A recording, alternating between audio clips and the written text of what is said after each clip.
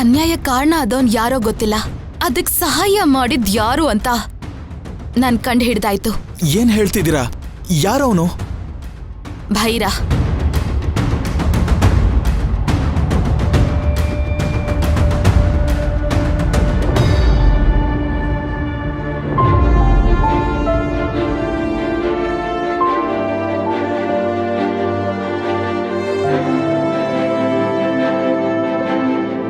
ಮಾವ, ಹಾ, ಇಲ್ಲಿ ಒಬ್ರೇ ನಿಂತ್ಕೊಂಡು ಏನ್ ಮಾಡ್ತಾ ಇದ್ದೀರಾ? ನಾನ್ ನಿಮ್ಮನ್ನ ಎಲ್ಲೆಲ್ಲ ಹುಡುಕ್ದೆ ಗೊತ್ತಾ? ಏನಿಲ್ಲ ತುಳಸಿ, ಬಂದಿದ್ ವಿಷಯ ಹೇಳು. ಮಾವ, ಅದು ಅವಾಗಿಂದ ನಿಮ್ ಫೋನ್ ರಿಂಗ್ ಆಗ್ತಾನೆ ಇತ್ತು, ಅದಕ್ಕೆ ಕೊಟ್ಟು ಹೋಗೋಣ ಅಂತ ಬಂದೆ. ಹೌದಾ? ಯಾರಿರ್ಬಹುದು? ಹಲೋ, ಯಾರು? ಹಲೋ, ಧ್ರುವ, ನಾನು ರಾಧಾ.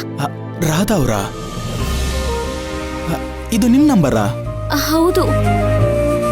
ಅಲ್ಲ, ನೀವ್ ಎಲ್ಲಿ ಹೋಗಿದ್ರಿ? ನಾನು ಆಗ್ಲಿಂದ ಫೋನ್ ಮಾಡ್ತಾನೆ ಇದ್ದೀನಿ. ನನ್ ಮೊಬೈಲ್ ಒಳಗಡೆ ಇತ್ತು, ನಾನಿಲ್ಲಿ ಹೊರಗಡೆ ನಿಂತಿದ್ದೆ. ಯಾಕೆ, ಏನಾಯ್ತು? ಏನಿಲ್ಲ, ಮೈನಂಗೆ ಹೊಟ್ಟೆ ನೋವು ಬಂದ್ಬಿಡ್ತು, ತುಂಬಾನೇ ಒದ್ದಾಡ್ಬಿಟ್ಲು, ಅದಕ್ಕೆ ನಾನು ನಿಮಗ್ ಫೋನ್ ಮಾಡ್ದೆ. ನೀವೇನ್ ಹೇಳ್ತಾ ಇದ್ದೀರಾ? ಅಲ್ಲಿ ಅಕ್ಕಪಕ್ಕದಲ್ಲಿ ಯಾವ್ದಾದ್ರು ಹಾಸ್ಪಿಟ್ಲ್ ಇದ್ರೆ ಕರ್ಕೊಂಡು ಹೋಗಿ ಪ್ಲೀಸ್. ನಾನು ಈಗ್ಲೇ ಅಲ್ಲಿಗೆ ಬಂದ್ಬಿಡ್ತೀನಿ. ಅಯ್ಯಯ್ಯೋ, ಬೇಡ ಬೇಡ ಬೇಡ, ನಾನು ಕಷಾಯ ಕೊಟ್ಟಿವ್ನಿ, ಸ್ವಲ್ಪ ಸರಿ ಹೋಗೈತೆ.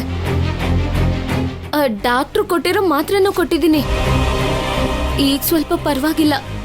ಹಾಸ್ಪಿಟ್ಲಿಗೆ ಹೋಗೋಣ ಅಂತ ಕರ್ದೆ, ಆದ್ರೆ ಅವಳು ಬರ್ಲಿಲ್ಲ. ನಾಳೆ ಬೆಳಿಗ್ಗೆ ಹೋಗ್ತೀನಿ ಅಂತ ಹೇಳವಳೆ, ಅದು ನಿಮ್ ಜೊತೆನೆ ಅಂತ ಹೇಳವಳೆ. ಧ್ರುವ ಅವ್ರೆ, ಅವಳು ನಮ್ ಎಲ್ಲರಿಗಿಂತ ನಿಮ್ಮನ್ನೇ ನಂಬ್ಕೊಂಡವಳೆ. ಅದ್ ಹೇಗೆ ಹೇಳ್ತೀರಾ? ಕೆಲವೊಂದ್ ಸಂಬಂಧಗಳ ಬೆಲೆ ತಿಳ್ಕೋಬೇಕು ಅಂತ ಹೇಳಿದ್ರೆ, ನಮಗ್ ಬೇಕಾದವರಿಂದ ದೂರ ಆದಾಗ್ಲೇ ಆ ಸಂಬಂಧ ಏನು ಅಂತ ನಮಗ್ ಗೊತ್ತಾಗೋದು. ಈಗ ನನ್ನೇ ತಗೊಳ್ಳಿ, ಅವ್ರು ನನ್ನ ಮಾತಾಡ್ಸಿ ಶುರು ಮಾಡಿ ಸ್ವಲ್ಪ ದಿನಗಳಾಗಿದೆ ಅಷ್ಟೆ, ಆದ್ರೆ ನನಗೆ ಅವ್ರು ಬಿಟ್ಟಿರೋದಕ್ಕೆ ಆಯ್ತಾ ಇಲ್ಲ. ಹಂಗಿದ್ಮೇಲೆ ನಮ್ ಮನ್ಸಿಗೆ ತುಂಬಾ ಹತ್ರ ಆದವರು ಯಾವಾಗ್ಲೂ ನಮ್ ಜೊತೆನೇ ಇರ್ಬೇಕು ಅಂತ ಅನ್ನಿಸ್ತೈತೆ. ಹೇಗಿರುತ್ತೆ ಅನ್ನೋ ಕಷ್ಟ ನನಗಿವಾಗ ಅರ್ಥ ಆಗ್ತಿದೆ. ಭೇಟಿ ಆಗದ್ ಸ್ವಲ್ಪ ದಿನಗಳಿಗೆ ನನಗೆ ಇಷ್ಟ ಆಗ್ತೈತೆ ಅಂದ್ರೆ, ಪಾಪ ಮೈನಾ, ಅವಳು ಎಷ್ಟ್ ನಿಮ್ಮನ್ನ ಹಚ್ಕೊಂಡಿರ್ತಾಳೆ ಹೇಳಿ.